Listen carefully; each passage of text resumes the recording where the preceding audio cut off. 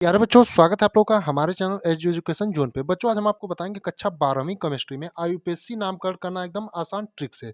यानी आप कैसे भी विद्यार्थी हो, अगर आप इस वीडियो को पूरा वॉच कर लेते हैं तो आप एकदम आईयूपीएससी नामकरण एकदम आसानी से कर सकते हैं। आप लोगों को पूरा वीडियो वॉच करना है, जिससे आप आईयूपीएससी नामकरण का ए टू जेड पूरा समझ जाएंगे। सबसे पहले आप लोगों को एकदम आईपीएससी नामकरण जो है एकदम आसान ट्रिक से बताएंगे। ट्रिक का मतलब कि एकदम कोई तरीका होगा। तो आइए देखते हैं आप आईपीएससी नामकरण करेंगे कैसे। सबसे पहले आपको जरूरत पड़ती है क्रियात्मक समूह की। यानी जो आपके क्रियात्मक समूह आप लोग देखते हैं, कोई सिंगल बॉन्ड से जुड़ा होता है, कोई डबल बॉन्ड से जुड़ा होता है। तो होता क्या है, ये पहले आपको जानना जरूरी है। अगर ये आप जान जाते हैं तो आईपीएससी नामकरण जो है आप एकदम आसानी से कर पाएंगे। जैसे आप देखते हैं कहीं जुड़ा होता है सिंगल बॉन्ड ओएच, तो आपका कहीं ओएच जुड़ा होगा तो उसे आप क्या पढ़ेंगे, ऑल पढ़ेंगे, यानी कि ऑल पढ़ा जाएगा। और कहीं जुड़ा होता है सिंगल बॉन्ड सीएचओ, तो अगर सिंगल बॉन्ड सीएचओ कहीं जुड़ा हुआ है तो इसे अल पढ़ेंगे, यानी कि सिंगल बॉन्ड सीएचओ आपको जहां जुड़ा दिखे आईपीएससी नामकरण में, तो वहां पर आप इसे अल पढ़ेंगे। जब आईपीएससी नामकरण करेंगे किसी भी आपका कार्बनिक यौगिक में अगर सिंगल बॉन्ड सीएचओ पड़ा हो, मान लीजिए जुड़ा हो, तो उसे किस नाम से पुकारेंगे आप, अल से। आपका तीसरा है single bond O single bond, तो इसको आप किससे नाम देंगे, ऑक्सी पढ़ेंगे। यानी single bond O single bond जो रहेगा उसे आप किससे पढ़ेंगे, तो ऑक्सी पढ़ेंगे। अगला आपका देखेंगे तो कहीं जुड़ा होता है ओ डबल बॉन्ड सी, यानी ओ डबल बॉन्ड सी जहां पर जुड़ा हो उसे आप ओन पढ़ेंगे। यानी कि ओ डबल बॉन्ड सी आपके कार्बनिक यौगिक में कहीं भी जुड़ा हो, तो जब भी आप उसका आईपीएससी नाम करेंगे तो आप क्या पढ़ेंगे, ओन पढ़ेंगे। प्यारे बच्चों, ये जो भी हम आपको क्रियात्मक समूह बता रहे हैं, ये सभी जो है आपके आईपीएससी नामकरण में आपको सबकी जरूरत पड़ेगी। अगर आप लोग ये सोच रहे हैं कि ये हम क्यों बता रहे हैं, डायरेक्ट आईपीएससी नाम नहीं बता रहे हैं, तो आप लोग आगे जब नामकरण करेंगे तो देखेंगे, तो आप देखेंगे कि ये सभी क्रियात्मक समूह जो है आप एपीसी नामकरण जब भी करेंगे कार्बनिक यौगिक का, तो उसमें जुड़े रहेंगे कहीं ना कहीं। जैसे आपका single bond C W H जुड़ा रहता है तो उसे आप ओइक अम्ल कहेंगे। यानी single bond C W H जहां पर भी जुड़ा हो उसे आप क्या कहेंगे, ओइक अम्ल कहेंगे। अगर सिंगल बॉन्ड NH2 जुड़ा हो, NH2, तो आपका इसे आप क्या कहेंगे, एमीन कहेंगे। यानी कि अगर सिंगल बॉन्ड NH2 है तो इसे एमीन कहेंगे। और अगर सिंगल बॉन्ड Cl जुड़ा हो तो आप लोग इसे क्या कहेंगे, क्लोरो कहेंगे। यानी सिंगल बॉन्ड Cl आपका जहां कहीं भी जुड़ा हो कार्बनिक यौगिक में, तो आप इसका यूपीएससी नामकरण करेंगे तो Cl कहेंगे। अगर सिंगल बॉन्ड Br जुड़ा हो तो आप इसे क्या कहेंगे, ब्रोमो कहेंगे। यानी सिंगल बॉन्ड Br ब्रोमो, और सिंगल बॉन्ड Cl जो है आपका क्या होगा, क्लोरो होगा। अगर सिंगल बॉन्ड Cn आपका जुड़ा है तो इसे क्या कहेंगे, आप साइनो कहेंगे। यानी कि अगर आपका सिंगल बॉन्ड Cn जुड़ा है तो आप इसे क्या कहेंगे, साइनो कहेंगे। अब आगे देखते हैं आपका बंध। यानी कि आप देखे होंगे कक्षा 10वीं में आप जब भी पढ़े होंगे तो आप एल्केन, एल्किन और एल्काइन के बारे में पढ़े होंगे। तो उसमें जो आपका था कक्षा 10वीं में बेसिक था, यहाँ पर उसी का थोड़ा सा एडवांस भाग हो जाता है। तो जब भी आप एल्किन का नाम कर एल्केन का नामकरण करते हैं तो किस नाम से करते हैं, CnH2n+2 वाला फॉर्मूला लगा के। यानी कि यहाँ पर Cn आपका कार्बन परमाणुओं की संख्या होती है और H2n+2 जो होता है हाइड्रोजन परमाणुओं की संख्या होती है। तो एल्केन का जब भी आप नामकरण करते हैं तो इस फॉर्मूले से करते हैं, और एल्कीन का जब करते हैं तो CnH2n करते हैं। और एल्काइन का आपका होता है, तो आप जो भी नामकरण करेंगे जब कार्बनिक यौगिकों का, तो एल्केन के नामकरण पर करेंगे। यानी कि जो भी आप नामकरण करेंगे तो इसमें से जैसे आपका एक और महत्वपूर्ण चीज है आपके लिए, जैसे देखेंगे यहाँ पर कार्बन परमाणुओं की संख्या जब कितनी रहती है तो आप क्या पढ़ते हैं। जैसे कार्बन परमाणुओं की संख्या 1 रहती है तो आप उसे मेथ पढ़ते हैं, 2 रहती है तो उसे आप एथ पढ़ते हैं। अगर कार्बन परमाणुओं की संख्या 3 रहती है तो प्रोप पढ़ते हैं। अगर कार्बन परमाणुओं की संख्या 4 रहती है तो ब्यूट पढ़ते हैं। 5 रहती है तो पेंट पढ़ते हैं, और 6 रहती है तो हेक्स पढ़ते हैं, और 7 रहती है तो हेप्ट पढ़ते हैं। और कार्बन परमाणुओं की संख्या 8 रहती है तो ऑक्ट पढ़ते हैं। और कार्बन परमाणुओं की संख्या 9 रहती है तो नॉन, और 10 रहती है तो डेक। तो कार्बन परमाणुओं की संख्या जो है आप इससे डिसाइड करेंगे क्या आपको पढ़ना है। यानी कि 1 रहेगा तो मेथ, 2 पर एथ, इसी प्रकार से आपको कार्बन परमाणु की संख्या की भी आवश्यकता पड़ेगी। अब आपने क्रियात्मक समूह देख लिया, और कार्बन परमाणुओं की जो संख्या है वो किस प्रकार से नामकरण करेंगे वो देख लिया, और जो आपका बॉन्ड बंद होते हैं उनको देख लिया। अब एक और महत्वपूर्ण चीज, अगर आपका कहीं सिंगल बॉन्ड CH3 जुड़ा हो तो उसे आप मेथिल कहेंगे, और सिंगल बॉन्ड C2H5 जुड़ा हो तो उसे आप एथिल कहेंगे। अब इतना देखने के बाद आइए देखते हैं किस प्रकार से जो है आईपीएससी नामकरण जो एकदम आप आसानी से कर सकते हैं। अब देखेंगे कि आईपीएससी नामकरण आप करेंगे कैसे। जैसे आपका एक यौगिक दिया है CH3 सिंगल बॉन्ड CH, इससे आपका सिंगल बॉन्ड में Br जुड़ा है, सिंगल बॉन्ड CH, उसके बाद आपका डबल बॉन्ड में CH, फिर सिंगल बॉन्ड CH3। तो अब इसका आप आईपीएससी नामकरण किस प्रकार करेंगे, तो सबसे पहले आप कार्बन की संख्या गिनेंगे कितना है। तो देखेंगे यहाँ पर एक, तो कार्बन पर यहाँ पर एक डाल देंगे, दूसरा कार्बन यहाँ पर है तो दो, और तीसरा आपका यहाँ पर तीन, और चौथा यहाँ पर आपका चार हो जाएगा, और पांचवा यहाँ पर पांच। अगर आप देखेंगे तो यहाँ पर कार्बन परमाणुओं की संख्या कितनी है, तो आपकी 1, 2, 3 और 4 और एक 5 है, यानी कि 5 कार्बन परमाणुओं की टोटल संख्या है। उसके बाद आप देखेंगे तो 2 नंबर पर आप क्या क्या जुड़ा है, 2 नंबर पे एल्कीन ग्रुप, यानी कि डबल बॉन्ड जो होता है आपका एल्कीन ग्रुप को होता है। तो आपका 2 नंबर पे क्या जुड़ा है? एल्कीन ग्रुप जुड़ा है, यानी कि डबल बॉन्ड वाला जो सिंबल होता है आपका एल्कीन ग्रुप का होता है। और एक और आप देखेंगे कि 4 नंबर पर जो आपका कार्बन है, सीएच जुड़ा है, वहाँ पर आपका क्या जुड़ा है? सिंगल बॉन्ड से बीआर जुड़ा है। बीआर का हमने आपको नाम क्या बताया था?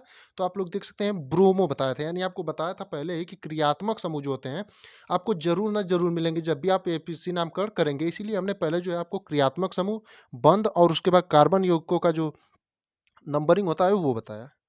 तो आइए अब देखेंगे इसका आप आईपीएससी नामकरण करेंगे कैसे। तो सबसे पहले आप देखेंगे कि आपका क्रियात्मक समूह कहाँ पर जुड़ा है, तो 4 नंबर पर जुड़ा है। तो 4 नंबर पर जुड़ा है तो आप कैसे लिखेंगे, 4 लिखेंगे। उसके बाद 4 नंबर पर आपका जुड़ा है तो 4 लिखेंगे। उसके बाद क्रियात्मक समूह आपका बीआर जुड़ा है, तो बीआर को हमने आपको पहले ही बताया था, बीआर का आपका ब्रोमो होता है। तो लिखेंगे 4 ब्रोमो, यानी 4 ब्रोमो। उसके बाद आप देखेंगे 2 नंबर पर आपका क्या जुड़ा है, 2 नंबर पर आपका एल्कीन समूह जुड़ा है, यानी कि डबल बॉन्ड जुड़ा है, तो इन लिखेंगे, यानी 2 इन लिखेंगे। यानी कि 2 नंबर पर आपका एल्कीन समूह जो एल्कीन का डबल बॉन्ड जुड़ा है, तो आप 2 इन लिखेंगे। उसके बाद आपका कार्बन परमाणुओं की संख्या कितनी है, तो 1, 2, 3, 4 और 5 है। तो यहाँ पर आपका 5 को पेंट पढ़ते हैं, आपको पहले ही बताया था 5 को क्या पढ़ते हैं, तो आप लोग यहाँ पर देख सकते हैं 5 को क्या पढ़ते हैं। कार्बन परमाणुओं की संख्या जब 5 होती है तो पेंट पढ़ते हैं, और हमने आपको बताया था जो नामकरण है बाद में, वो आपका एल्केन समूह के हिसाब से कर देंगे। तो पेंट 5 हो जाएगा, तो और अंतिम में आप क्या लगा देंगे, एन लगा देंगे, तो आपका हो जाएगा पेंटेन। तो इसका नामकरण आपका पूरा क्या हो जाएगा, 4 ब्रोमो गामा 2 इन पेंटेन हो जाएगा। अगर पहला वाला आपको देखकर नहीं समझ में आया होगा, दूसरा वाला अगर आप करेंगे तो आपका पूरा जो भी कन्फ्यूजन होगा एकदम दूर हो जाएगा। यानी पहले क्वेश्चन में अगर नहीं समझ में आएगा, 2 से 3 अगर आप करेंगे तो आपका पूरा कन्फ्यूजन दूर हो जाएगा। किस प्रकार जो है आईपीएससी नामकरण एकदम आप आसानी से कर सकते हैं। यानी कि अगर पहले वाला का नहीं समझ में आया होगा, तो दूसरा, तीसरा, चौथे तक जाते-जाते हमारी गारंटी है कि आप एकदम आसानी से कर लेंगे। जैसे अगला है C6H5 single bond O, single bond CH2, single bond CH3। तो आप देखेंगे कि C6H5 single bond O, single bond CH2, single bond CH3।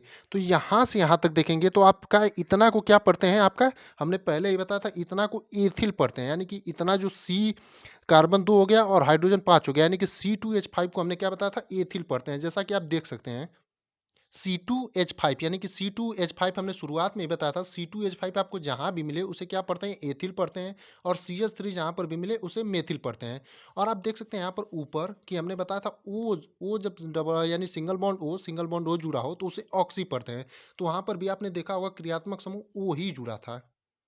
तो इसका जब इतना C2H5 CH2 single bond CH3, यानी कि C2H5 को क्या पढ़ेंगे, आपका एथिल पढ़ेंगे, और इससे क्या जुड़ा है, आपका सिंगल बॉन्ड में O जुड़ा है, यानी कि ऑक्सी क्रियात्मक समूह जुड़ा है। तो इसको आप डायरेक्टली क्या लिख देंगे, इतना को आपका जो हो जाएगा, इसको आप डायरेक्टली इतना को क्या लिख देंगे, एथॉक्सी लिख देंगे।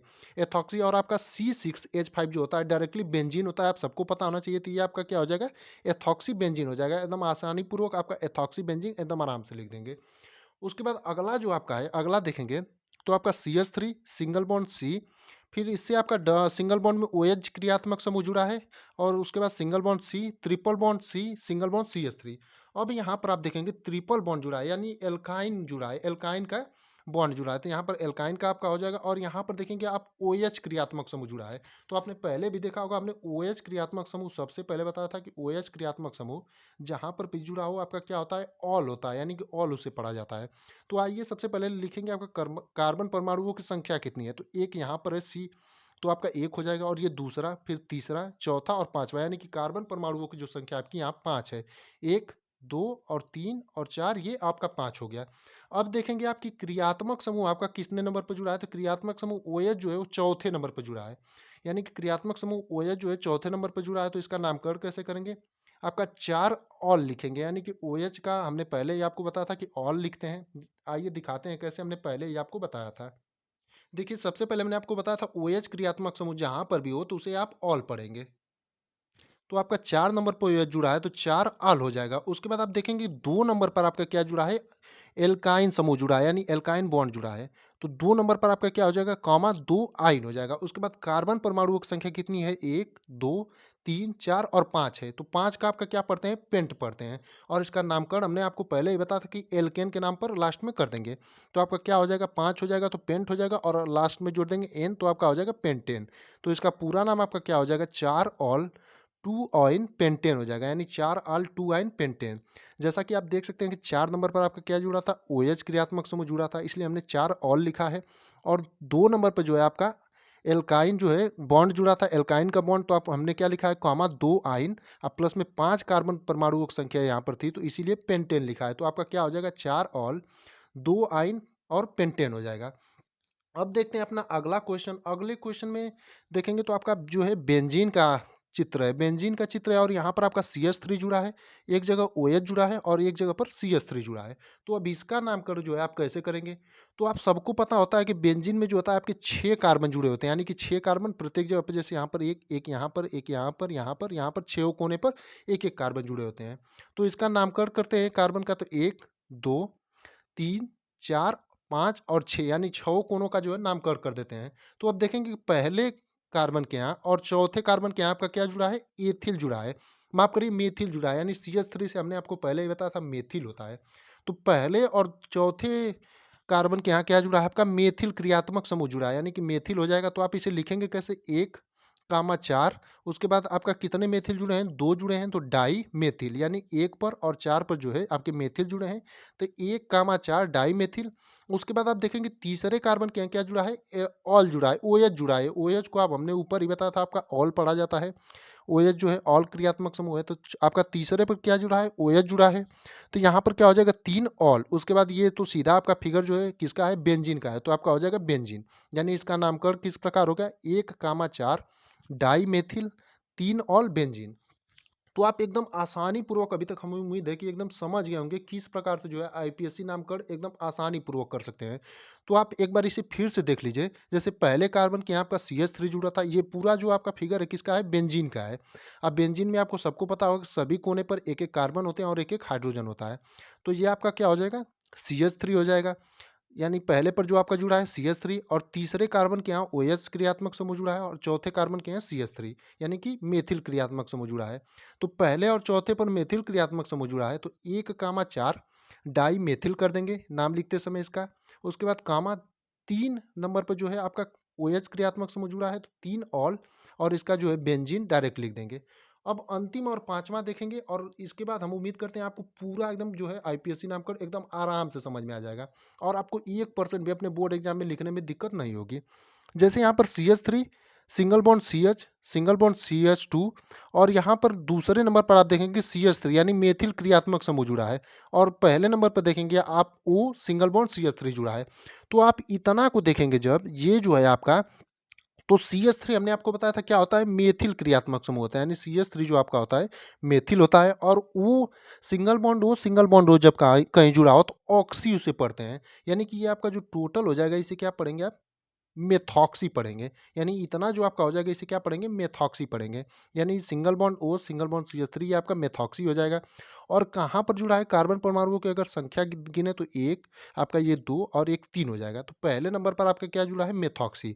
तो आप इसका नामकरण कैसे करेंगे, 1 मेथॉक्सी, यानी कि आपका पहले कार्बन के साथ देखेंगे single bond O single bond CH3 जुड़ा है, तो सिंगल बॉन्ड CH3 को आपको क्या बोलते हैं, मेथिल, और O को क्या बोलते हैं, ऑक्सी। तो ये आपका 1 मेथॉक्सी हो जाएगा। पहले नंबर क्या जुड़ा है, मेथॉक्सी, तो ये आपका हो जाएगा 1 मेथॉक्सी। उसके बाद देखेंगे दूसरे कार्बन के साथ आपका क्या जुड़ा है, CH3, यानी कि आपका मेथिल हो जाएगा। तो यहाँ पर क्या डालेंगे, कॉमा 2 मेथिल। उसके बाद कार्बन परमाणुओं की जो संख्या आप गिनेंगे तो 1 2 और 3। तो आपका कार्बन परमाणु संख्या जब 3 होती है तो आपका प्रोप बोलते हैं। हमने आपको पहले ही सब कुछ बताया था, क्रियात्मक समूह का नाम, उसके बाद कार्बन परमाणुओं की संख्या का कैसे नामकरण करेंगे, उसके बाद बंध, इसीलिए सब कुछ आपको पहले ही बताया गया था। तो आपका क्या हो जाएगा, प्रोप हो जाएगा। तो आपका हमने पहले बताया था एल्केन के नामकरण पर करेंगे तो प्रोपेन हो जाएगा। तो पूरा कैसे होगा, 1 मेथॉक्सी कामा 2 मेथिल प्रोपेन, यानी कि इसका नामकरण जो है आप इसी हिसाब से करेंगे। हम उम्मीद करते हैं आपको पूरा वीडियो देख करके एकदम आसानी से समझ में आ गया होगा कि आप IPSC नामकरण जो है एकदम ट्रिक से आप सिर्फ क्रियात्मक समूह का नाम और कार्बन परमाणुओं की संख्या किस प्रकार से नामकरण करेंगे वो देख करके आप एकदम आसानी से कर पाएंगे।